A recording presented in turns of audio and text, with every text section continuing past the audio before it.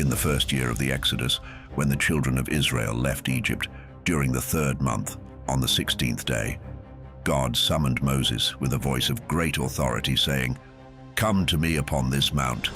I shall give you 2 stone tablets, inscribed with my law and commandments, which you shall teach my people."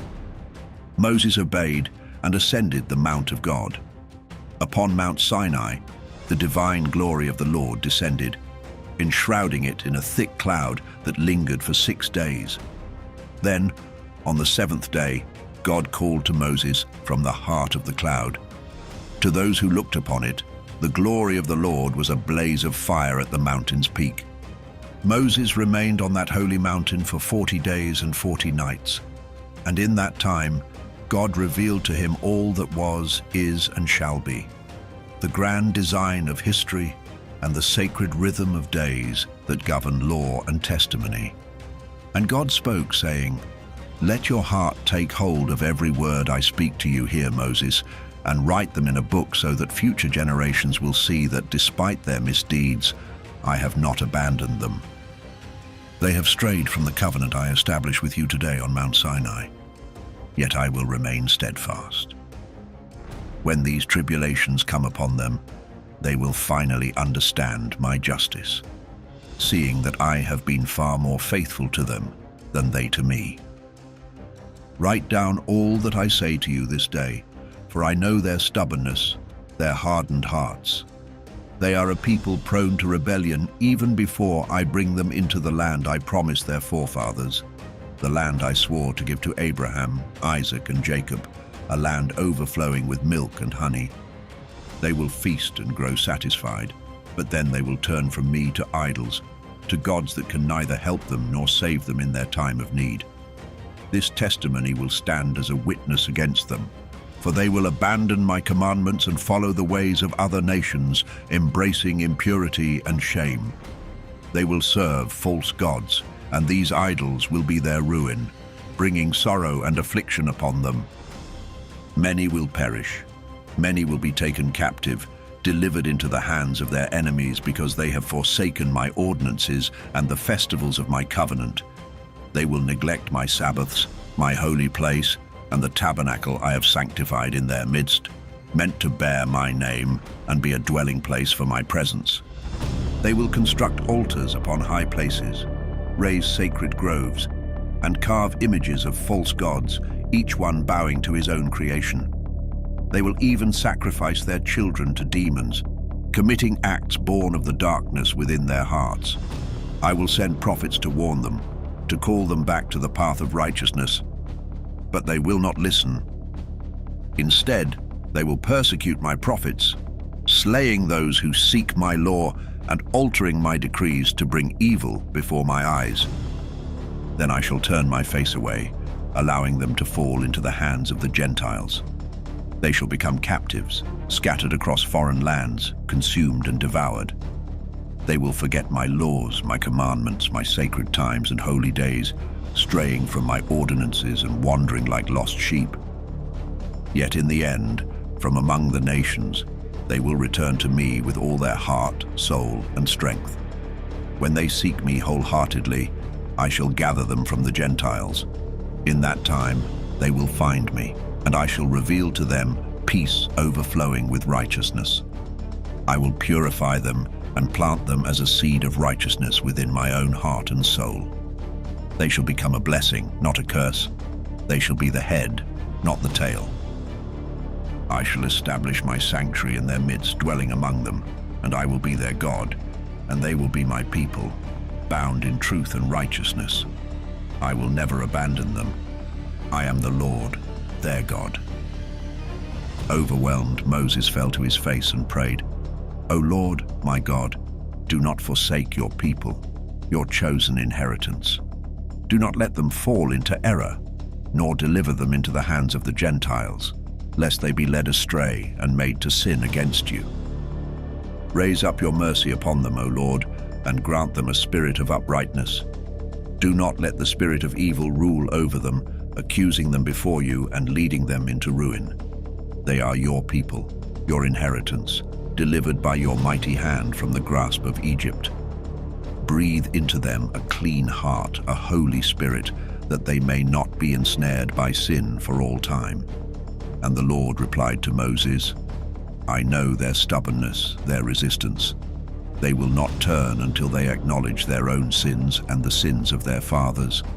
Then they will return to me in full sincerity and devotion, and I will cleanse their hearts and the hearts of their descendants, instilling in them a holy spirit. From that day forward, they will cling to me and my commandments. They shall be my children, and I will be their father. They will be known as the children of the living God. Every angel and every spirit will see them and know that they are my own, that I am their father in righteousness, and that my love for them is true. Now write down every word I have declared to you on this mountain, the first and the last of all that will come to pass, for every law, testimony, week, and jubilee, until the time when I shall descend to dwell with them forever." And God spoke to the angel of his presence, saying, "Record for Moses the complete account from the very beginning of creation until the day my eternal sanctuary shall be established among them." Then he continued, "The day will come when I shall reveal myself openly to all, and every eye will witness that I am the God of Israel, the Father of all the children of Jacob, and the everlasting King on Mount Zion. Zion and Jerusalem shall be sanctified, holy for all time." The angel of the presence, who had led the camp of Israel through their journey, took up the sacred tablets, each one inscribed with the divisions of years, the laws, the testimony of weeks, and the jubilees, tracing back to the moment of creation. These records detailed every age and year, every law and covenant, all kept faithfully until the day when God's sanctuary would be established in Jerusalem upon Mount Zion. In that time, even the heavens and earth would be renewed, and every luminary would shine with healing, peace, and blessings for the chosen people of Israel. From that day forward, the world would be restored in a harmony that would last for all generations. The angel spoke to Moses, delivering God's words, "Write down the entire account of creation, how in 6 days the Lord God completed all his works, and on the 7th day he rested and blessed it, consecrating it as a sign of his work for all eternity. On the 1st day he formed the heavens above and the earth below, the waters and all the spirits that serve before him, the angels of the presence, the angels of sanctification, the spirits of fire, of winds, of clouds, of darkness, of snow, of hail, of frost. He made the angels of thunder, lightning, cold, heat, winter, spring, autumn, and summer, indeed all the spirits that fill heaven and earth. He created the depths, the dark and the light, evening and night, dawn and day, all according to the wisdom within his heart. On that day, we beheld his mighty works and sang praises before him. For on that 1st day alone, he brought forth 7 magnificent creations. On the 2nd day, he commanded the formation of the firmament, setting it amidst the waters, dividing them so that half rose above and half remained below, spanning the whole earth. This work alone he completed on the 2nd day. Then, on the 3rd day, he spoke to the waters, commanding them to gather into one place, allowing the dry land to emerge. And the waters obeyed, retreating to their appointed place, leaving the land bare. On that same day he fashioned the seas, each gathering in its own appointed space. He formed the rivers, the pools of water in the mountains and across the earth, the lakes and the mists that blanket the ground. He planted every seed and sprouting thing, every tree that bears fruit, every wood tree, and the Garden of Eden itself, abundant with every plant after its kind. These 4 great works he completed on the 3rd day. On the 4th day, he set the sun, moon, and stars in the heavens, placing them in the firmament to cast their light upon the earth, ruling over day and night, dividing light from darkness, that all creation might know its appointed times. And so God appointed the radiant sun to be a great beacon over the earth, marking the days, the sacred Sabbaths, the turning months, the holy feasts, and the passing years. It would govern the cycles of Sabbath years and jubilees, declaring the seasons of the earth in their appointed time. By its light, he set apart day from night, filling all creation with the energy of life, that all things growing on earth might flourish in their time. Thus, on the fourth day, he brought forth these three kinds of creation. On the fifth day, he cast his command deep into the waters, calling forth the great sea monsters and all life that swims in the vast oceans. These were the first of flesh, the works of his hands, beasts that glide through the waters, fish in their multitudes, and the birds of every kind soaring across the sky. The sun rose above them, blessing their existence, and above all that grew upon the earth, every tree bearing fruit, every living thing. In these he completed three kinds of creation on the fifth day.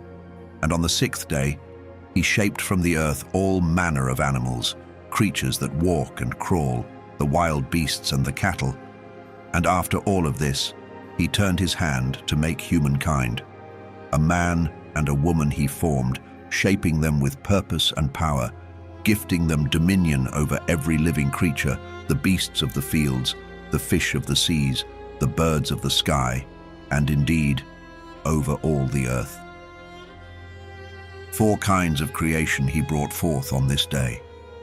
In all he made 22 kinds, completing his work on the 6th day, all that fills the heavens, the earth, the seas, the depths, and every realm of light and darkness. And on the 7th day he gave to us a powerful sign, the Sabbath.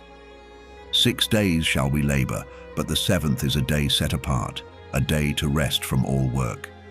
In the heavens, all the angels of the presence and the angels of sanctification, 2 great hosts, were hidden with him to observe and honor the Sabbath, just as it is observed on earth.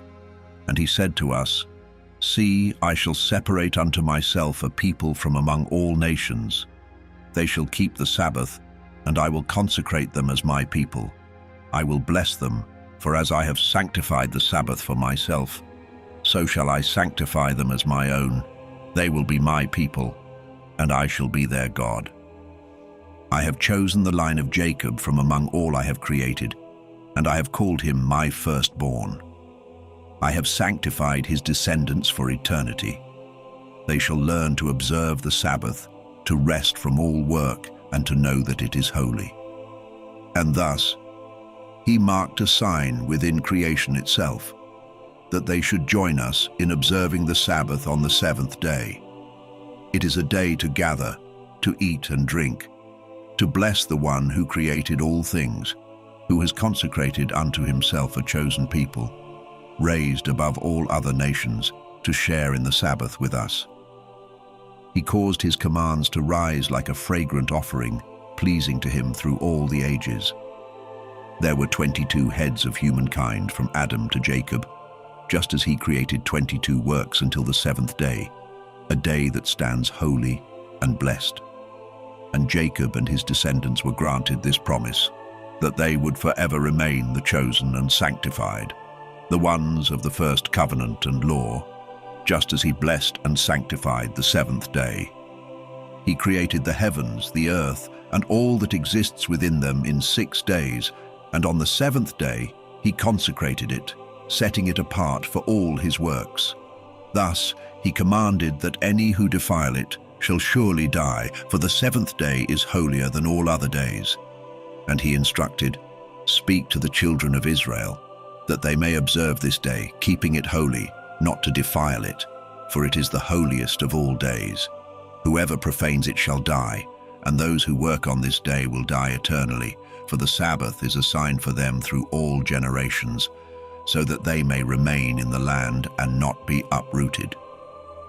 To those who keep the Sabbath, he promised holiness and blessing through all the days, like unto the angels.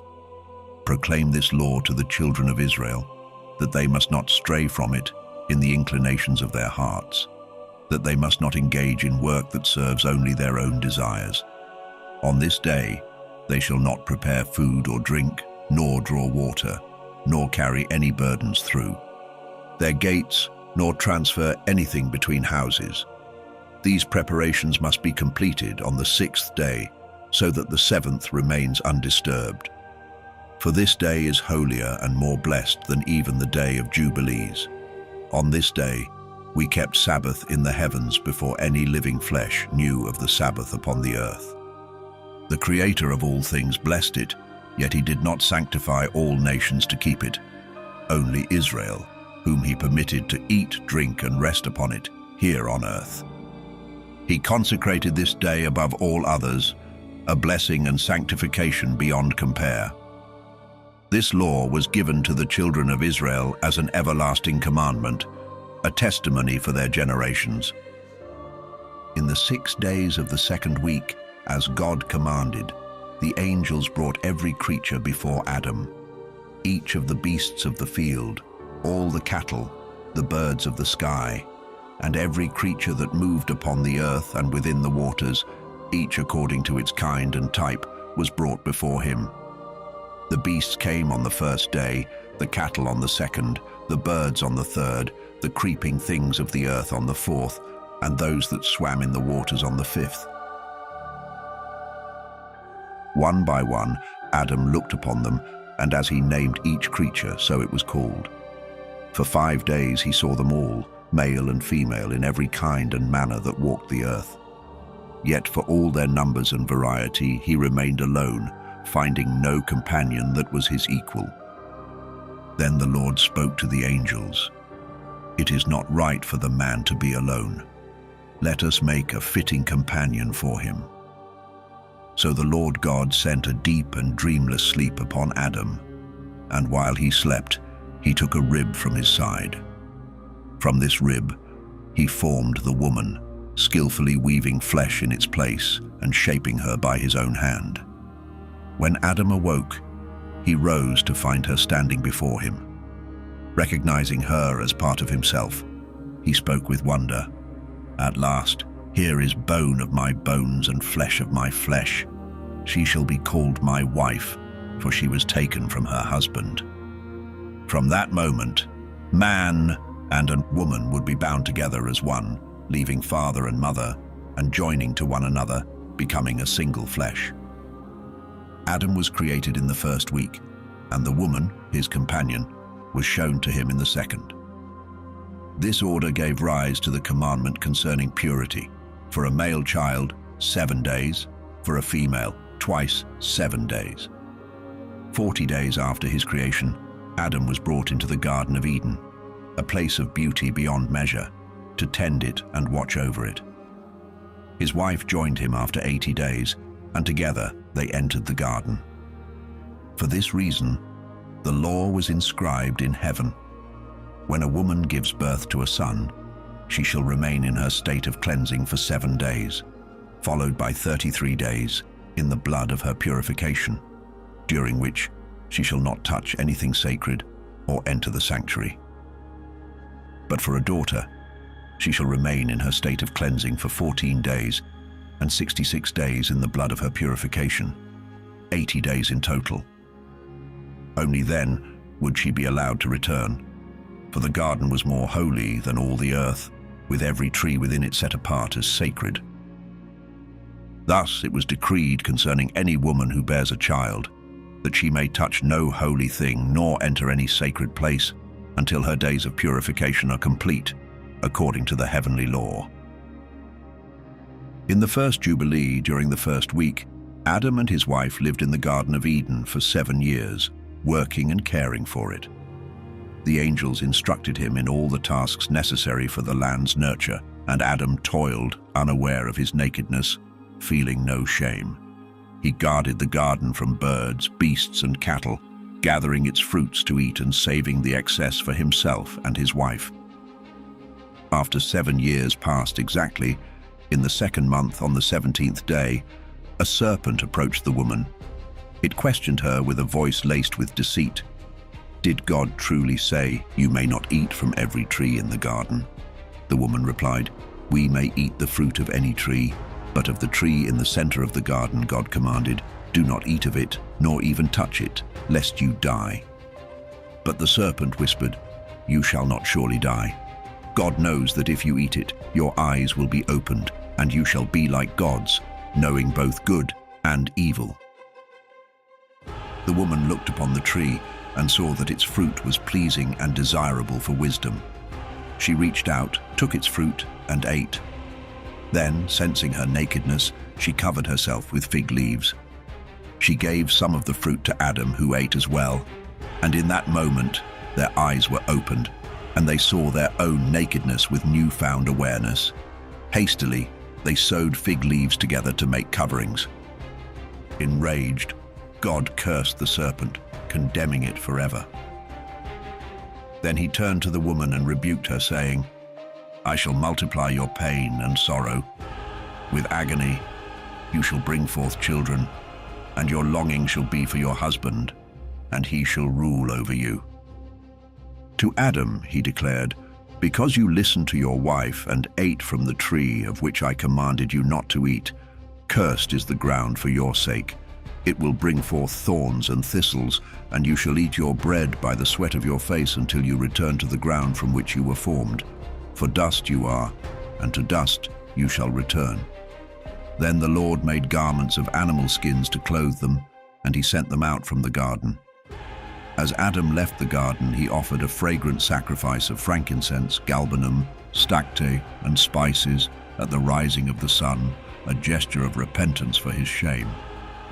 On that day all the creatures, the beasts, the cattle, the birds, and all that moved, lost the power of speech. No longer would they speak with one tongue, for they had once shared a single voice. God scattered every creature from the Garden of Eden, each to its place upon the earth according to its kind and nature. To Adam alone, of all creation, he gave the means to cover his shame. This command was written on the heavenly tablets, that all who understand the law should cover their shame and not expose themselves as the nations do. In the 4th month, under the new moon, Adam and his wife departed from Eden and made their home in the land of Eldar, where they had first been created. Adam named his wife Eve. They had no children until the first Jubilee had passed, and then Adam came to know her, and they bore children. In that new land, Adam tilled the soil as he had been taught in Eden, striving with the earth as it was now commanded. In the 3rd week of the 2nd Jubilee, Eve gave birth to her first son, Cain. Soon after, in the 4th week, she bore another son, Abel. And in the 5th week, she brought forth a daughter, whom they named Uwan.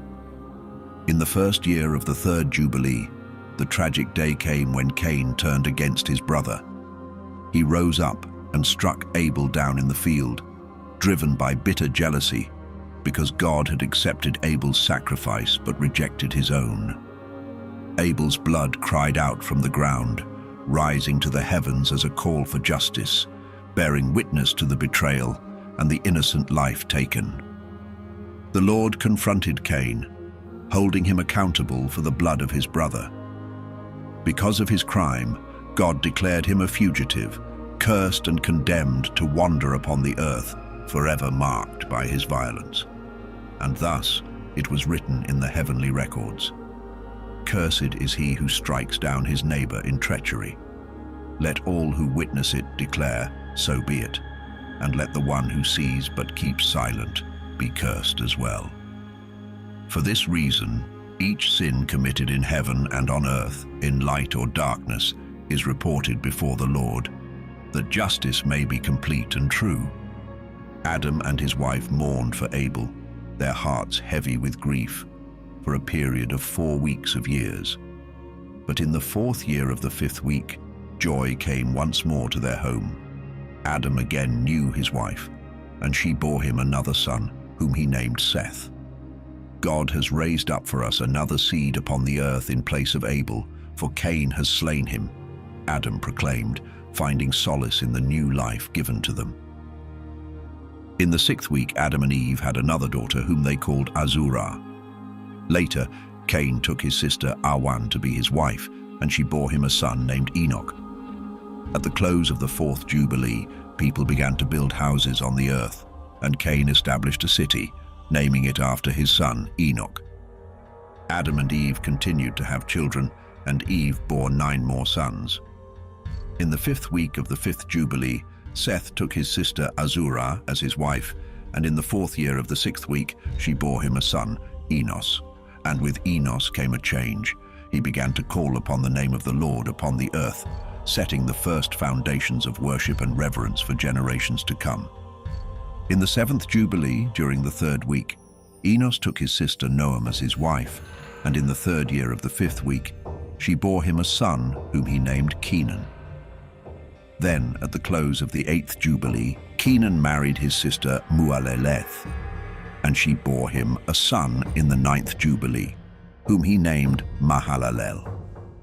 In the 2nd week of the 10th Jubilee, Mahalalel took a wife named Dinah, the daughter of Barachiel, who was his father's niece. In the 3rd week, during the 6th year, Dinah bore him a son, whom he named Jared. In Jared's time, the angels known as the Watchers descended upon the earth, sent to teach humankind justice and uprightness. In the 11th Jubilee, Jared took a wife named Barakah, daughter of Rasujal, and also of his father's brother's line. She bore him a son, whom he named Enoch, in the 5th week of the Jubilee, in its 4th year. Enoch grew to be a man of deep knowledge, and was the first among men born on earth to learn wisdom, reading, and the art of writing. He recorded the signs of the heavens, keeping a record of the months and seasons in order to reveal to men the appointed times and sacred order of the year. Enoch was also the first to leave behind a testimony, carefully recounting to humankind the cycles of jubilees and years, setting forth a clear order for months and Sabbaths. He wrote down what was and what was to come, for in his sleep he saw visions of the future, revealing the fates of the children of men across all generations until the final day of judgment. Enoch saw and understood these things, and recorded his testimony upon the earth as a guide for all who would follow. In the 12th Jubilee, in the 7th week, Enoch took a wife named Edni, daughter of Danel, and niece to his father. In the 6th year of that week, she bore him a son, whom he named Methuselah. Enoch dwelled among the angels for 6 jubilees, and they revealed to him the mysteries of both heaven and earth. He wrote all he saw, the order of the sun, the stars, and their movements, laying down the very foundations of wisdom. In time, Enoch also bore witness against the Watchers, who had defiled themselves with the daughters of men, and he testified against them. For they had abandoned their duty to lead men in righteousness, and instead had fallen into sin, forsaking the holiness that had been entrusted to them. Enoch stood firm in his testimony, unyielding in his commitment to truth and justice. Enoch was taken from among humankind, lifted into the glorious sanctuary of the Garden of Eden. There, he was granted a position of majesty and honor, and in that holy place, he began to write down the condemnation and judgment of the world. Every act of wickedness perpetrated by the children of men was recorded by his hand, leaving no sin unaccounted for. Because of this record, God brought forth the great flood, allowing the waters to engulf all the land of Eden. For there, Enoch was set as a witness, assigned to testify against humanity's generations, recounting every deed until the final day of judgment. On the mountain, Enoch burned the sacred incense of the sanctuary, rich with sweet spices that rose as an offering pleasing to the Lord. For the Lord has consecrated 4 places on earth: the Garden of Eden, the Mount of the East, the mountain where you now stand, Mount Sinai, and Mount Zion. These will be sanctified in the new creation, so that through them the earth might be purified from all guilt and uncleanliness for all generations. In the 14th Jubilee, Methuselah took a wife, Edna, daughter of Azriel and niece of his father, and in the 1st year of the 3rd week, she bore him a son named Lamech. Then, in the 15th Jubilee, during the 3rd week, Lamech took Betanos, daughter of Barachiel, and niece of his father, as his wife, and she bore him a son, whom he named Noah. Lamech proclaimed with hope, "This one shall bring comfort to me for all my toil, and for the curse that has befallen the ground." At the close of the 19th Jubilee, during the 7th week in its 6th year, Adam's time on earth came to an end. His sons gathered to bury him in the very soil from which he had been created, marking him as the first to be laid to rest upon the earth. Adam had lived 70 years short of 1,000. For 1,000 years is like a single day in the testimony of the heavens. It was written concerning the tree of knowledge, "On the day you eat of it, you shall surely die."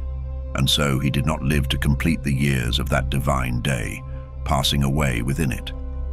Later in the same year, Cain also met his fate. His house collapsed upon him, and he was killed by the very stones that surrounded him, a fitting judgment, as he had slain Abel with a stone, and now a stone was his undoing. Thus it was ordained in the heavenly records, "By the weapon a man uses to slay his neighbor, by that same weapon shall he be slain. In the manner he inflicted harm, in that same manner shall he be dealt with." In the 25th Jubilee, Noah took a wife named Mzarah, daughter of Rachael and niece of his father. In the 1st year of the 5th week, she bore him a son named Shem. In the 5th year she bore Ham, and in the 1st year of the 6th week, she bore Japheth. And as the population of humankind increased across the earth, daughters were born to them, fair and beautiful. In one certain year of that Jubilee, the angels of God saw them and took wives from among them, all whom they desired. Their unions bore sons, and these offspring were giants, beings of great size and strength. Lawlessness grew upon the earth, all flesh became corrupt in its ways. Humanity, cattle, beasts and birds, all creatures strayed from their ordained paths, defying the order set by God. They began to devour one another, and the hearts of men turned to wickedness continually. God looked upon the earth and saw the corruption. Every living thing on the face of the earth had chosen evil. And he declared, "I shall wipe away man and every creature of flesh upon the earth that I have created." Yet Noah found grace in the eyes of the Lord. God's wrath was fierce against the angels who had descended and defiled themselves with humanity. He commanded that they be cast out from their dominion, and they were bound deep within the earth, separated and confined in darkness. A further command was issued, that their children, those giants, would perish by the sword and be removed from the land of the living. And God said, "My spirit shall not remain within man forever, for they are but flesh. Their days shall be limited to 120 years. He sent a sword into the midst of the giants, and they turned upon one another, each slaying his neighbor, until they were destroyed from the earth.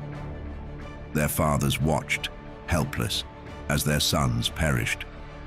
Afterward, those angels who had sinned were bound in the depths of the earth, to remain there until the day of great judgment, when all who have corrupted their ways shall stand condemned." In the wake of this destruction, God remade the earth, instilling within his creatures a new, righteous nature. No longer would they be able to sin in their essence. Each would be aligned with his will and purpose. The judgment of every creature and all creation was engraved upon the heavenly records. There is no corner of heaven, earth, light or darkness, not even Sheol or the depths, that is beyond his judgment. All things have their fate written down, awaiting the day when they shall each answer according to their deeds. God judges the great by their greatness, the small by their smallness, and each according to the way they have walked. He shows no partiality, nor does he accept gifts to sway his judgment. Even if one were to offer all the treasures of the earth, he would not be moved. His justice is pure and unwavering. As for the children of Israel, it is written and decreed that if they turn back to him in righteousness, he will forgive their transgressions and show mercy once each year to all who renounce their guilt. But for those who corrupted their ways before the flood, only Noah was found worthy. His righteousness alone was enough to save his family from the flood's destruction. For his heart was pure, obeying all that was commanded, never straying from the path appointed to him. And so the Lord declared that he would destroy every creature on earth, humans, cattle, beasts, birds, and all that moves upon the ground. And so, with a voice that could not be denied, the Lord commanded Noah, saying, "Build for yourself an ark, a sanctuary of refuge from the waters of the great flood that shall cover the land." Noah obeyed, constructing the ark precisely as instructed. This monumental task he completed in the 27th Jubilee, in the 5th week and the 5th year, under the light of the new moon on the 1st month. Then, as the 6th year began, on the new moon of the 2nd month, he and all the creatures gathered and brought to him entered the ark. And on the 17th evening of that month, the Lord sealed the ark, closing it from the outside, as darkness descended. Then, in a fearsome display, the Lord opened 7 mighty floodgates in the heavens and loosed 7 great fountains from the depths of the earth. Torrents of rain poured from the skies for 40 days and 40 nights, and the waters of the deep surged upward until the whole world was submerged. The waters rose higher and higher, covering even the tallest peaks by 15 cubits, and the ark was lifted and carried upon the vast, heaving flood. For 5 relentless months, 150 days, the waters reigned over the earth, and the ark drifted across the face of the endless sea. But as time passed, the ark finally came to rest on Mount Lubar, one of the towering summits of Ararat. In the 4th month, on the new moon, the fountains of the great deep were closed, and the heavens withheld their rain. By the 7th month, on the new moon, the abysses of the earth began to open, and the floodwaters began their descent, returning to the unseen depths below. In the 10th month, the highest mountain peaks emerged, and when the new moon of the 1st month shone, the earth lay visible once more, glistening in the dawn of rebirth.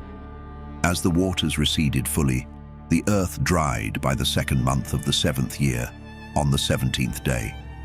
Noah at last opened the ark and released the beasts, birds, and every creature that had been saved. On the new moon of the 3rd month, he too left the ark, his heart lifted with reverence and gratitude. There on that very mountain he built an altar, consecrating it to the Lord with offerings to cleanse the earth of its great guilt. He chose a young goat, sacrificing its blood as atonement for the devastation wrought upon the land. Then, gathering an ox, a goat, sheep, kids, and birds, he prepared a sacred offering upon the altar. He sprinkled salt and poured oil upon it, mingling the sacrifice with wine and fragrant frankincense, filling the air with a sweet, pleasing scent. The Lord breathed in the aroma, and his heart was stirred. In his mercy, he made a solemn covenant with Noah, declaring, "Never again shall there be a flood to destroy the earth. While the earth remains, seed time and harvest shall endure. Cold and heat, summer and winter, day and night, they shall never cease their rhythm." The Lord then spoke to Noah and his descendants, "Be fruitful and multiply, filling the earth with life and blessings. I shall place the fear and awe of you in every creature upon the land and in the sea. All beasts, birds, and creatures that move upon the earth, and all fish in the waters, I give to you for food, just as I gave the green plants. But heed my command. Do not consume the flesh with its lifeblood still in it, for the life of each creature is bound within its blood." The Lord warned them, saying, "If a man sheds blood, by man shall his blood be shed, for humanity is made in the very image of God. Noah and his sons, humbled, swore an oath to obey this law. And from that day onward, they held a covenant with the Lord, sworn on the sacred mountain, vowing that no blood would pass their lips, for this was a command to last through all the generations of the earth. To Noah and his sons, the Lord gave a sign of this everlasting promise. He placed a rainbow in the clouds as a symbol of his covenant, a vivid reminder that never again would a flood devastate all life on earth. And it was decreed and inscribed on the heavenly tablets that, in remembrance, they would celebrate the Feast of Weeks every year, renewing their covenant annually. This feast, a cherished celebration since creation itself, continued until the days of Noah, through 26 Jubilees and 5 weeks of years.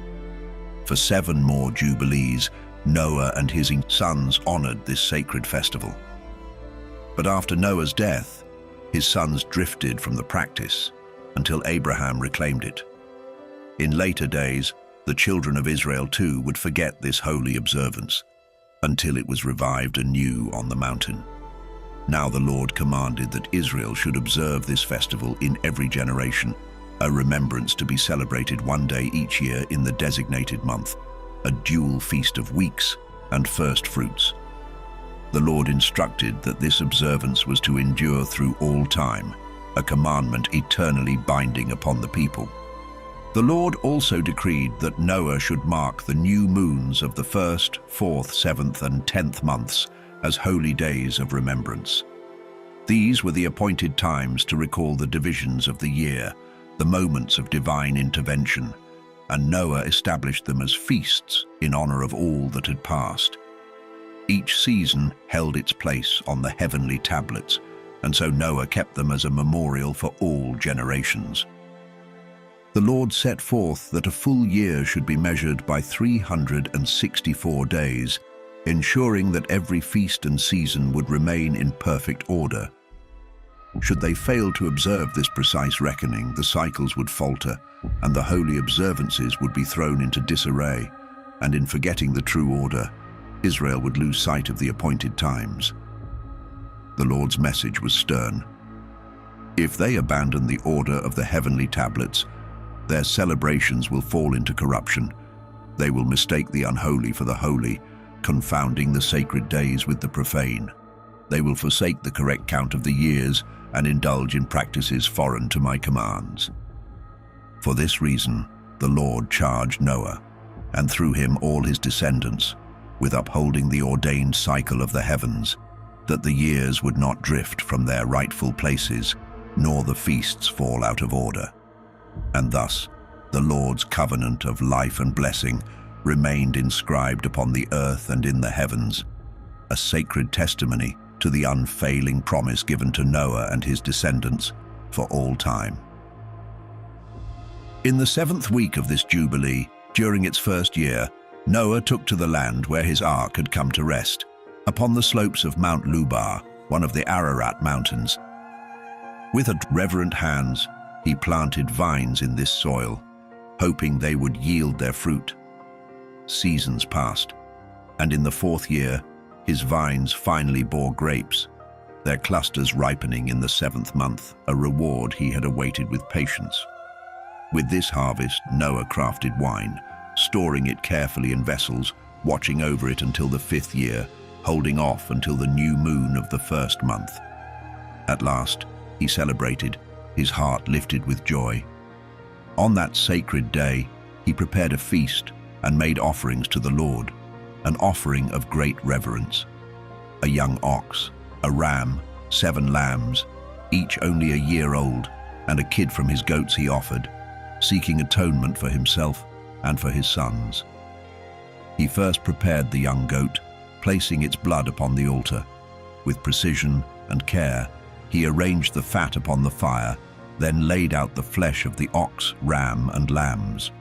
All their offerings he mingled with oil, kindling a fire that rose in smoke, and he sprinkled the altar with wine as incense filled the air, sending up a sweet and pleasing aroma to the Lord, his God. Noah rejoiced that day, drinking of his own wine, he and his sons sharing in this joy together. But as evening came, Noah retreated to his tent. The wine had made him drowsy, and he lay down, drifting into sleep, his clothing undone. And there he lay, unaware, exposed within his tent. Then Ham, Noah's son, came upon him and saw his father lying there uncovered. Instead of turning away, he left the tent and spoke of it to his brothers outside. But Shem and Japheth, hearing this, took a different course. They held a garment upon their shoulders and walked backward into their father's tent, carefully averting their gaze so they would not see his shame. They laid the garment over their father, hiding his nakedness from their sight. When Noah awoke from his sleep, he knew what his younger son had done. Wrath and sorrow filled him, and he cursed Ham's son, saying, "Cursed be Canaan, an enslaved servant shall he be to his brothers." Then Noah blessed Shem, declaring, "Blessed be the Lord, the God of Shem, and may Canaan serve him." To Japheth he said, "May God enlarge Japheth, and may he dwell within the tents of Shem, and may Canaan serve them both." Ham, stung by his father's curse upon his son, grew bitter, and so he departed from Noah's dwelling. With his sons, Cush, Mizraim, Put, and Canaan, he went his own way. There he built himself a city, naming it after his wife, Nealatamauk. Japheth, seeing this, grew envious and also built a city, calling it by his wife's name, Adataneses. But Shem remained, near his father, building a city by the mountainside, naming it Sedekatelabab, in honor of his own wife. Thus the three cities came to stand near Mount Lubar, Sedekatelbab upon the eastern side, Nailatamauk on the south, and Adataneses to the west. And from these sons came new generations, Elam, Ashur, Arpachshad, who was born 2 years after the flood, Lud, and Aram from Shem, and from Japheth, Gomer, Magog, Madai, Javan, Tubal, Meshech, and Tiras. In the 28th Jubilee, Noah called his descendants together, solemnly imparting the wisdom and laws he had come to know, urging them to pursue righteousness, to cover their own shame with dignity, to honor their Creator, to respect father and mother, to love their neighbors, and to keep their souls free from fornication, uncleanness, and sin. Noah's voice grew heavy as he spoke of the ancient calamities that had brought the flood. For 3 things did the waters come upon the earth: for the unholy unions that arose when the watchers defied their place and sought out the daughters of men, taking wives as they pleased, sparking the beginnings of uncleanliness. They bore strange children, giants called the Nephilim, whose savage ways brought chaos. The giants turned upon each other, killing and consuming, the strong preying on the weak until bloodshed covered the land. In time, their violence turned against even the beasts, the birds, and all that moved across the earth. The imagination of men became dark, thinking only of evil, always seeking to do harm. And so the Lord looked upon this earth, and in his sorrow and justice swept it all away, sparing none save for me, my sons, and all that entered the ark with us. And yet I look at you, my sons, and I see that you have begun to turn from the path of righteousness. You quarrel, you envy, and you set yourselves apart from one another. Noah's voice trembled, filled with foreboding. I fear for you, my sons. Even now, the demons seek to seduce you and your children. After I am gone, will you too begin to spill each other's blood? Will you bring ruin upon yourselves until none remain upon the earth? Hear me. Any who shed the blood of another or consume blood will be destroyed, without descendants left under heaven. They will descend to Sheol, to the place of condemnation, cast into the darkness of the abyss, meeting a violent end.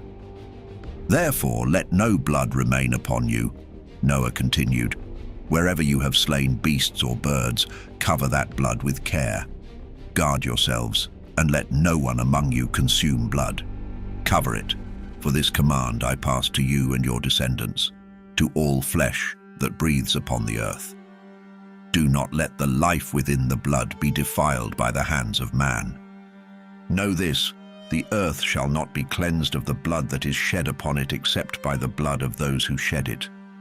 My children, listen well, for what I tell you now must be etched into your hearts. Pursue righteousness with all your strength. Let justice be your guide in all things. May you be firmly planted in a legacy of righteousness that spreads across the earth, so your glory may rise, a testament before our God, the one who spared me from the flood's deadly waters, the Almighty who granted us this new life. Behold, you will journey forth, building cities, planting fields with all the plants that cover the earth, and filling your orchards with fruit-bearing trees. Yet remember this, for 3 years no fruit is to be gathered. Only in the 4th year shall you deem its yield sacred, offering its first fruits to the Most High, who created the heavens and the earth. Bring the best of your wine and oil as offerings, setting them on the Lord's altar in gratitude. What remains is for the servants of the Lord's house to consume, as they gather before his holy altar. He paused, the intensity of his gaze pressing into them. And in the 5th year, let the release be made in righteousness, so that all debts and burdens may be lifted in fairness. By following this path, you shall flourish, and all that you plant will prosper. These commandments come from the ancient wisdom passed down by our forefathers. Enoch, father of Methuselah, Methuselah, father of Lamech, and from Lamech to me. Each generation was instructed in these ways. Now, my sons, I too pass this legacy on to you, as Enoch commanded us in the earliest days. Let this guidance sustain you through all your days. In the 29th Jubilee, in the 1st week, Arpachshad, son of Shem, took a wife named Rasurjah, daughter of Susan, herself a daughter of Elam. In the 3rd year of their union, she bore him a son, whom they named Cainam. As Cainam grew, his father taught him the art of writing, and he became curious, eager to find a place to establish his own city. During his search, he discovered ancient carvings on a rock, inscriptions left by past generations. Reading the words etched there, he realized they held the teachings of the Watchers, the forbidden law that detailed the movements of the sun, moon, and stars, the signs of the heavens. Captivated, he copied it all, but fear gripped him. He dared not tell Noah, fearing his wrath. As time passed, Cainam married Melchah, daughter of Madai, a descendant of Japheth, in the 30th Jubilee. By the 4th year, they had a son, whom Cainam named Shelah, proclaiming, "Indeed, I have been sent forth by God." Shelah, in time, took a wife named Muach, daughter of Kesed, his own father's brother. In the 31st Jubilee, they bore a son named Eber. Eber, when of age, married Azurad, daughter of the mighty Nebrod. In the 32nd Jubilee, she gave birth to Peleg. In those days, Noah's descendants began to divide the earth among themselves, naming him Peleg, signifying division. They kept their plans hidden from Noah until it was done.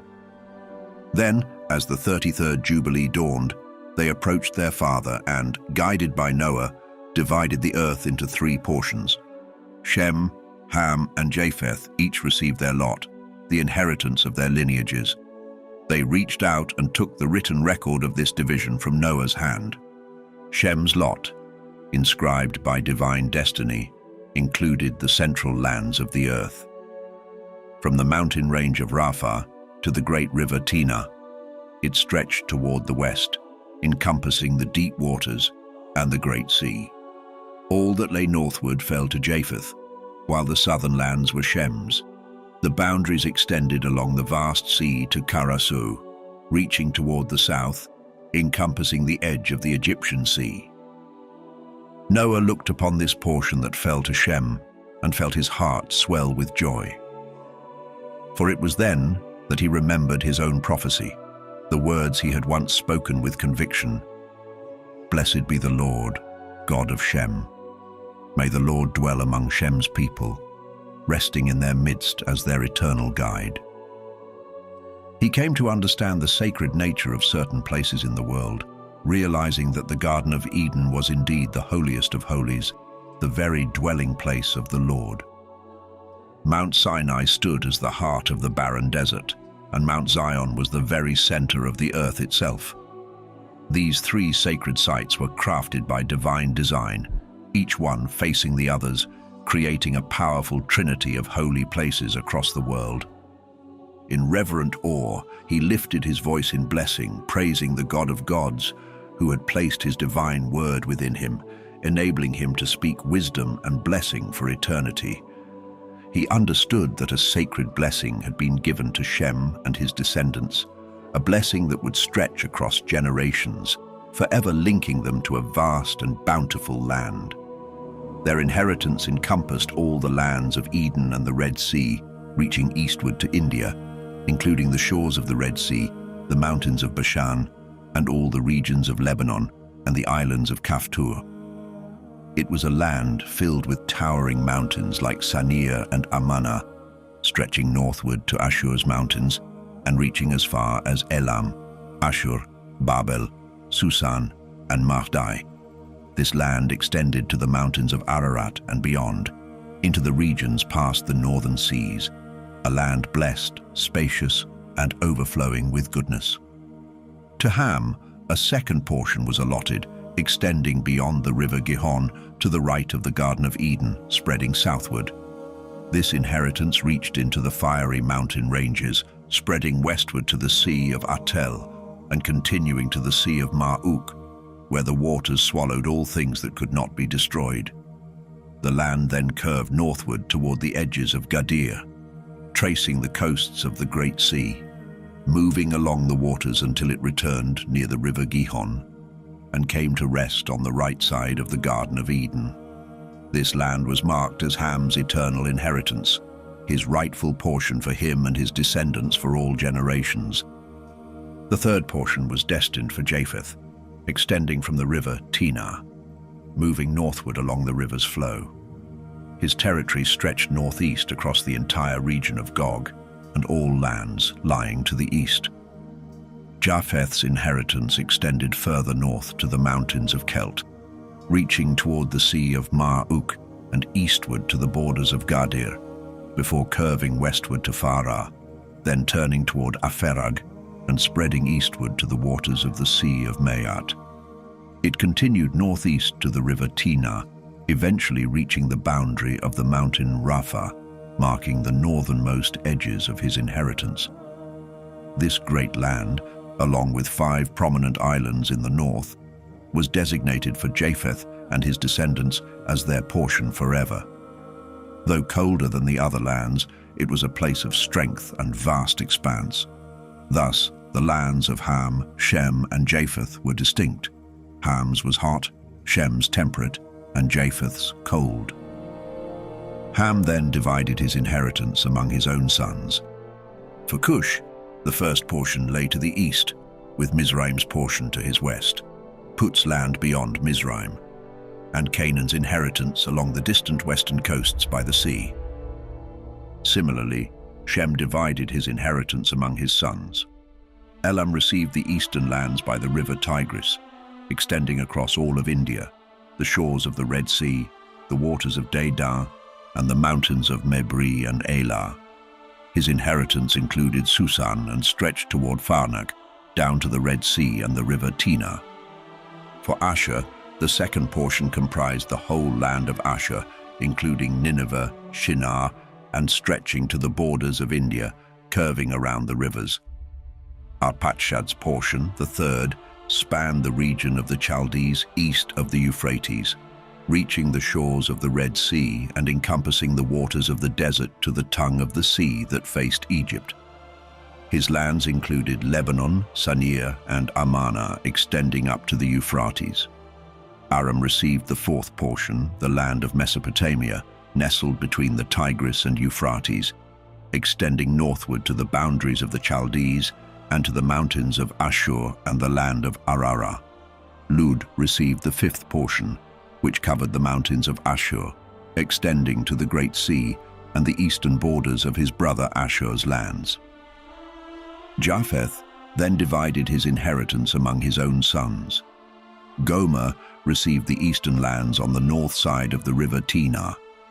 Magog's portion lay in the northern regions, stretching inward to the Sea of Maat.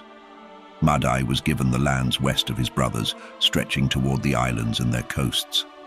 Javan received every island along the boundaries of Lud's portion. Tubal inherited the region by the tongues of land that extended along Lud's boundary, and Meshech claimed all territories past the third tongue, reaching east of Gadir. Tiras was allotted the seventh portion, which included 4 prominent islands in the sea, reaching toward the lands of Ham, while the islands of Kamaturi became the inheritance for Arpachshad's descendants. In the presence of their father, Noah, the sons of Noah solemnly divided the lands among their own sons, assigning each his rightful portion. Noah, firm and resolute, made them swear an unbreakable oath. He invoked a curse upon anyone who might attempt to seize land not rightfully his by lot. This was to ensure that each line respected the boundaries set for them, for this was a divine inheritance meant to endure forever. The sons of Noah, in one voice, pledged their allegiance to the oath, declaring, "So be it, so be it." They swore this vow not only for themselves, but for all their descendants, for every generation until the day of judgment, the day when the Lord God would return to judge with sword and fire, to purge the earth of all the unclean wickedness of those who defy him. On that day, he would deal with every transgression, every act of impurity, and every sin that had filled the earth with corruption, lust, and lawlessness. In the third week of that sacred jubilee, dark forces began to stir. Unclean demons rose and began to tempt and lead astray the descendants of Noah's sons, seeking to destroy them and cloud their hearts. Distressed by these wicked spirits tormenting his grandchildren, Noah's sons came to him, pleading with him to intercede. They told him how these demons were deceiving, blinding, and even claiming the lives of his children's children. Moved by their plea, Noah knelt and prayed to the Lord, pouring out his soul before the God of all living spirits. O God, Lord of all spirits, you who have shown me boundless mercy, you who saved me and my sons from the wrathful waters of the flood, sparing me when you condemned the sons of wickedness. Indeed, your grace has been immeasurable. Your mercy has preserved my soul. Now I beg you, let your grace extend over my sons as well. Do not let these wicked spirits rule over them, lest they be destroyed from the face of the earth. Bless me and my sons, that we may multiply and fill this earth as you have ordained. And you know well, my Lord, what the watchers, fathers of these vile spirits, did in my time. I ask that you bind these spirits, imprison them, hold them fast in the place of condemnation, and let them not bring ruin upon the children of your servant. These spirits are filled with malice, created solely to destroy. Let them have no dominion over the spirits of the living, for only you, O God, have power over all spirits. Grant that they may have no power over the sons of the righteous, now and forevermore. In answer, the Lord commanded his messengers to bind all of the evil spirits. But then, the chief of these spirits, Mastema, came forward and spoke, pleading with the Creator.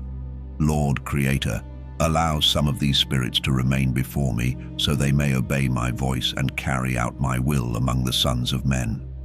Without a remnant of them, I cannot execute my purposes upon the earth, for I use them to corrupt and mislead before judgment.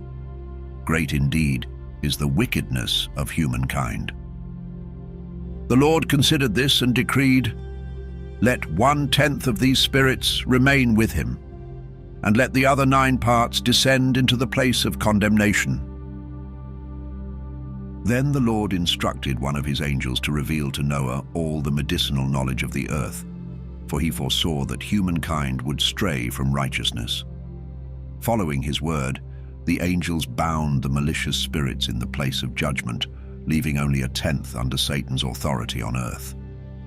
The angelic messenger then taught Noah about every medicine that could heal the ailments caused by these spirits, as well as the remedies to counter their seductions and deceit. Noah wrote everything he learned in a book, recording every detail of each medicine as instructed. In this way, the children of Noah were shielded from the harm of the evil spirits. Noah passed down this precious knowledge to his eldest son, Shem, whom he loved above all his sons, entrusting him with the wisdom to protect future generations. After completing his mission on earth, Noah was gathered to his fathers and was buried on Mount Lubar in the land of Ararat. He lived for 950 years, 19 jubilees, 2 weeks, and 5 years in all. Throughout his days, Noah stood out among humankind for his righteousness, a true servant of the Lord. Yet only Enoch exceeded him, for Enoch had been set apart for an even greater purpose. His role was to bear witness across generations, recounting the deeds of humanity and preserving the testimony of righteousness until the final day of judgment. In the 33rd Jubilee, during the first year of the second week, Peleg took a wife for himself. Her name was Lomna, daughter of Sina'ah, and in the 4th year of that week, she bore him a son. He named the child Ru, saying to himself, "See now, the children of men have fallen into wickedness, driven by their dark ambition to build for themselves a city and a tower in the land of Shinar." So it was that humanity left the land of Ararat and journeyed eastward to Shinar. And in those days they began to build a city and a towering structure, saying to one another, "Come, let us build a path to the heavens, that we might ascend to the very realm of God." With determination they set to work, and by the 4th week they had mastered the art of making bricks by fire. These bricks they used as stone, binding them together with asphalt, a substance that poured forth from the sea and from the fountains of Shinar. They built tirelessly, laboring for 43 years. Their tower grew taller and taller. Its width spanned 203 bricks, each brick a third of a cubit in height, and the tower rose to a staggering 8,150 feet. Its walls stretched 7,800 feet on one side and 18,000 feet on the other, a monument to human ambition and defiance. Then the Lord God, seeing this spectacle, spoke to the heavenly hosts, "Look, they are united as one people, and this is only the beginning of what they will attempt. Now nothing will restrain them. Come, let us descend and confound their language, so they will no longer understand one another's speech. Thus they shall be scattered into cities and nations, and their shared purpose will dissolve until the day of judgment." The Lord himself descended, and his hosts descended alongside him to witness the city and the tower built by the children of men. Then he scattered their language, leaving them unable to understand one another. Confusion overtook them, and they abandoned their great work, leaving the tower unfinished. And from that day forward, the land of Shinar became known as Babel, for there the Lord had confused the language of all humankind and scattered them into their own cities and nations, each group speaking its own tongue. To complete this judgment, the Lord sent a mighty wind against the tower, toppling it to the ground. It lay between Asher and Babylon in the land of Shinar, and they named it Overthrow, for it was there that human pride was humbled. In the first year of the 34th Jubilee, during the 4th week, the peoples dispersed from Shinar. As Ham and his sons journeyed, they moved southward, settling in the lands that had been allotted to him. But Canaan, seeing the fertile land of Lebanon stretching to the river of Egypt, found it pleasing and chose not to go westward to his designated inheritance by the sea. Instead, he settled in Lebanon. stretching his borders eastward and westward from the banks of the Jordan to the edge of the sea. When Ham, along with his other sons, Cush and Mizraim, learned of this, they warned him, saying, "Canaan, you have chosen to settle in a land that is not yours, a land that did not come to us by lot. You must not do this, for if you persist, you and your descendants will bring ruin upon yourselves, condemned by the same spirit of rebellion that brought you here. By rebellion you have claimed this land, and by rebellion your children shall fall, and you will be rooted out forever. Do not dwell in the inheritance of Shem, for it was given by lot to Shem and his descendants alone." But Canaan paid no heed to their warning. He remained in the land of Lebanon, stretching from Hamath to the borders of Egypt, dwelling there with his sons up to this very day. And because of his defiance, that land came to be known as Canaan. Meanwhile, Japheth and his sons journeyed toward the sea, settling in the land allocated to them. But Madai, son of Japheth, felt unsatisfied with the coastal land. Seeking a more suitable place, he approached his kin, Elam, Ashur, and Arpachshad, his wife's brother, and humbly requested a share of their land. They agreed, and Madai settled in the land of Media, close to his wife's family, where he and his descendants have dwelled to this day. Honoring himself as the patriarch, Madai named this land Media, securing that his name would endure through the generations.